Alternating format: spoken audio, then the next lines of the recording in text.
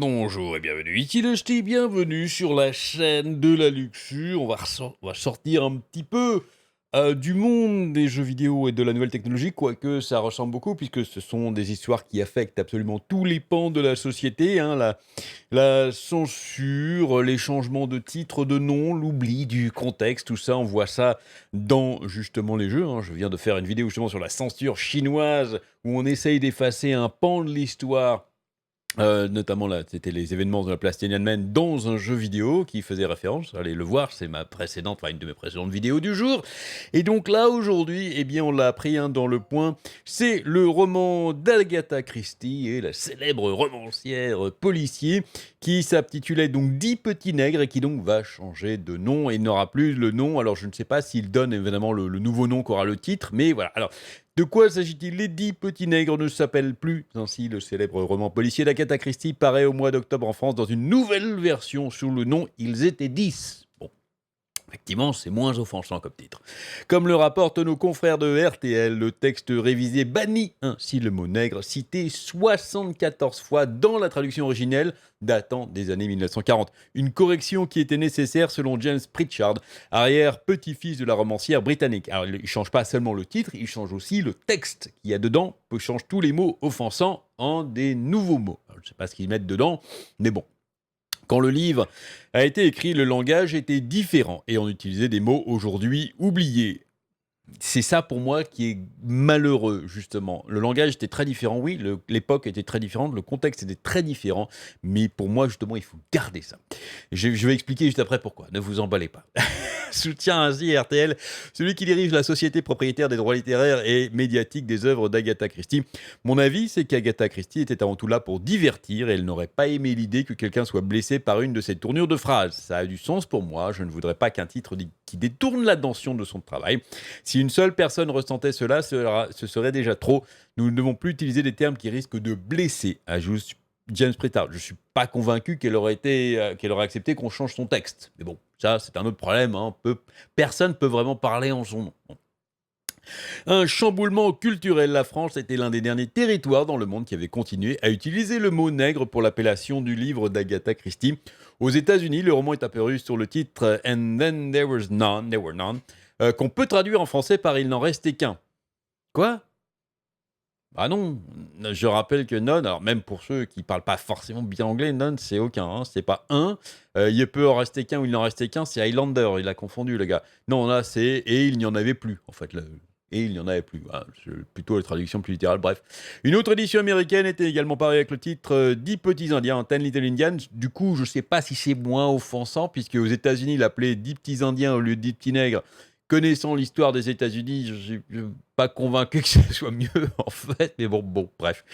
Pour nous, ce n'est pas qu'un changement de titre, c'est toute une traduction à réviser à l'intérieur, donc on change carrément la traduction. Bon bref, il a fallu qu'on adapte le contenu du livre à ce changement du titre. Et oui, l'île de Nègre, par exemple, l'île du Nègre devient ainsi, dans l'édition américaine, l'île du soldat. On change les noms, comme ça. Explique à RTL Béatrice Duval, directrice générale du livre de poche, qui édite les œuvres de la reine du crime.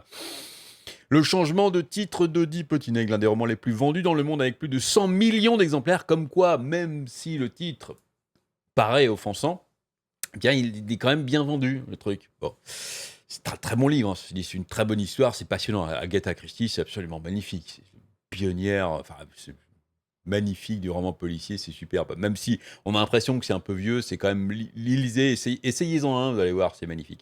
C'est inscrit dans il y a plein de films en plus, si vous voulez pas lire. Bon. C'est inscrit dans le sillage d'un chamboulement culturel lié au mouvement anti-raciste. En juin dernier, aux États-Unis, la plateforme de streaming HBO Max avait notamment fait polémique en retirant temporairement de son catalogue le film Autant n'emporte le vent, au motif qu'il dépeint des préjugés racistes qui étaient tous communs dans la société américaine. Le long métrage de 1939 a depuis été remis en ligne avec une introduction présentant des éléments de contexte, ce qui est pas mal. Bon, ils avaient fait aussi sur le film là, le western Blazing Saddles, j'avais fait une vidéo dessus en disant que faire une introduction, essayer de remettre dans le contexte, c'est très bien d'essayer d'expliquer, mais 3 minutes par contre, c'était peut-être un petit peu trop long. Alors je sais pas quelle est l'introduction sur Autant n'emporte le vent, mais juste un petit truc, les gens sont intelligents, ils savent ce que c'est que le contexte, remettre dans le contexte, on peut expliquer ça très très vite, c'est pas un petit problème.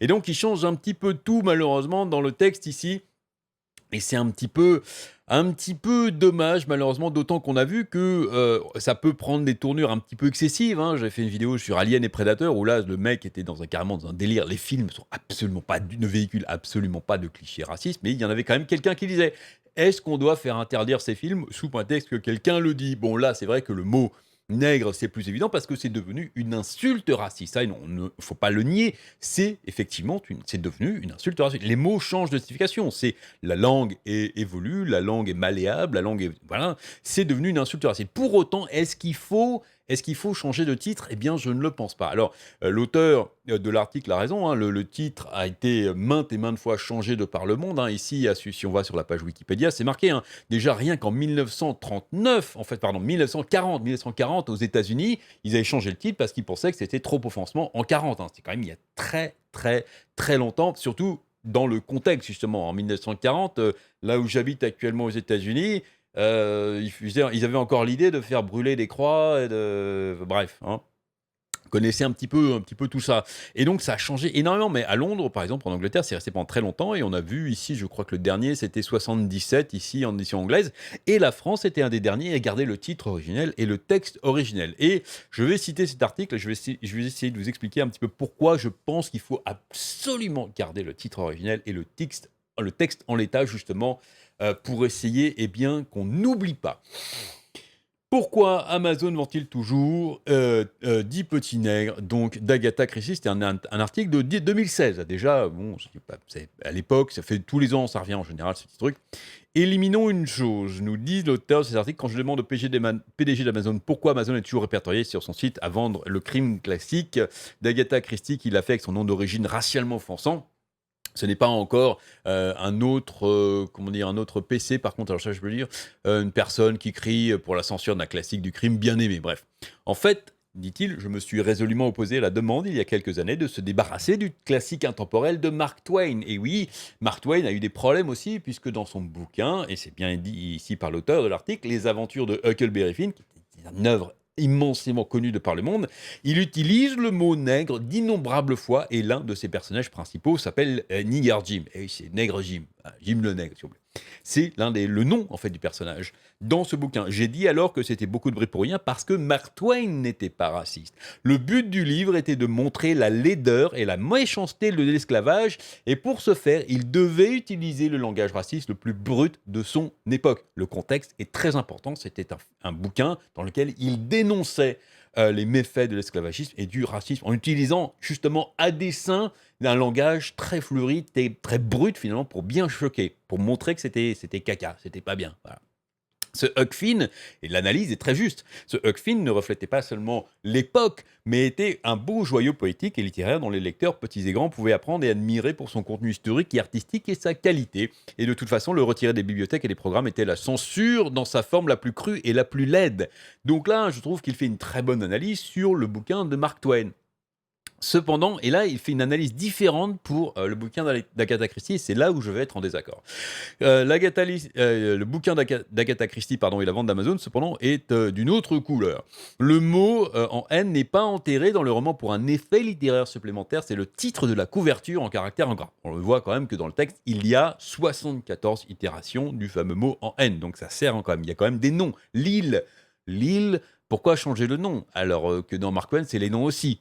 Encore une fois, c'est parti d'une époque. Dans certaines éditions, au cas où l'intention serait manquée, il y a une photo d'un couple blanc de la croûte supérieure avec un regard de peur et de répulsion regardant un garçon noir à moitié nu sur un piédestal. Dans d'autres, il y a un cercle de noirs caricaturé par Sambo dansant en cercle.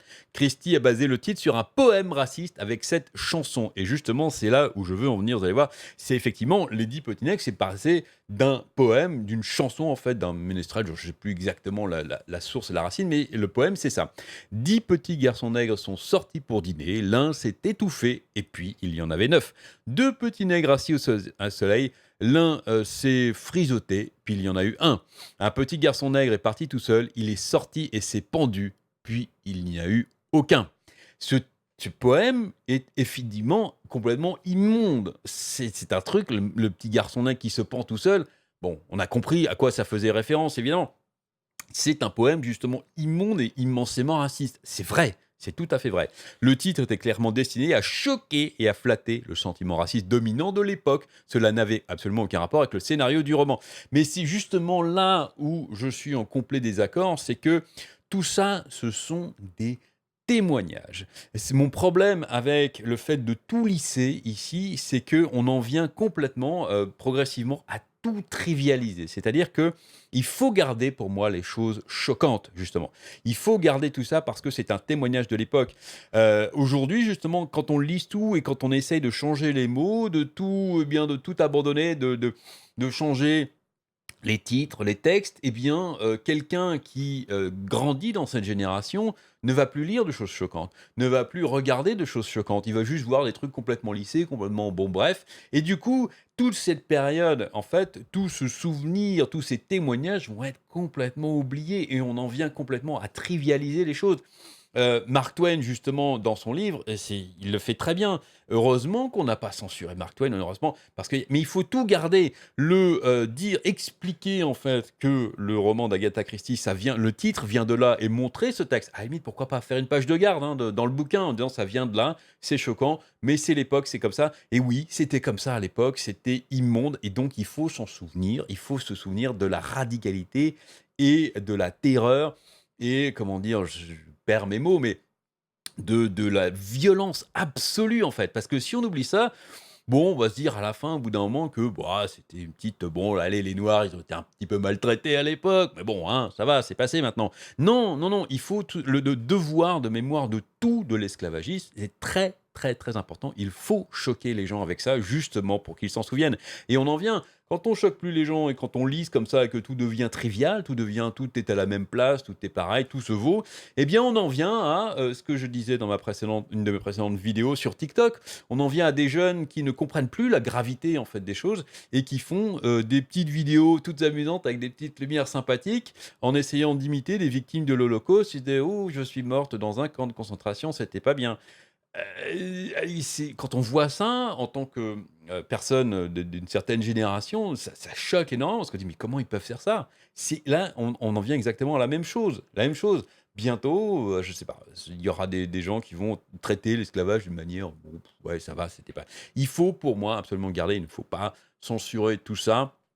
Bref, allez, j'espère que je vous aurai convaincu, hein, peut-être ou peut-être pas. En tout cas, c'était mon opinion sur les romans d'Agatha Christie. Je suis contre absolument le changement des auteurs. Il faut garder tout le texte de l'auteur en l'état, à l'origine, et peut-être, à la limite, peut-être expliquer, remettre dans le contexte une petite page d'introduction. Il y a toujours des introductions dans les bouquins qui expliquent les choses. On peut faire ça. Expliquer dans les salles de cours pourquoi, le contexte et comment.